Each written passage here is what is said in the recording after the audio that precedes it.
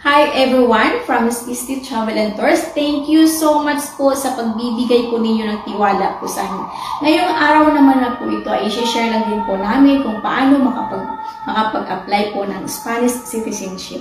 Hindi yun na po kailangan maghintay ng 5 years or 10 years para po magkaroon po kayo ng Spanish passport.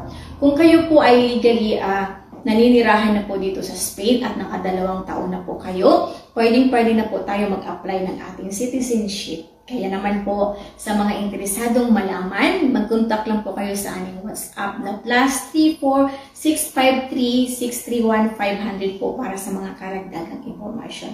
And take note din po na once po na may family po kayo dito at gusto po ninyong makapunta po dito, ito na rin po yung chance po ninyo na matulungan din po ang inyong relatives para po makapunta po dito sa Spain. Okay?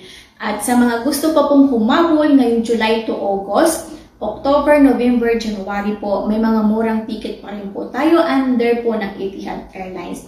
At mayroon pa rin po kaming installment payment up to 8 months. Kaya sa mga wala pang ticket, pwede na po kayo magpa-reserve para po may chance po kayong manalo ng round trip ticket from Madrid to Manila. Kaya ano po bang hinihintay ninyo? Pumunta na po kayo dito sa magpa-book or mag-inquire para po sa inyong visa assistant.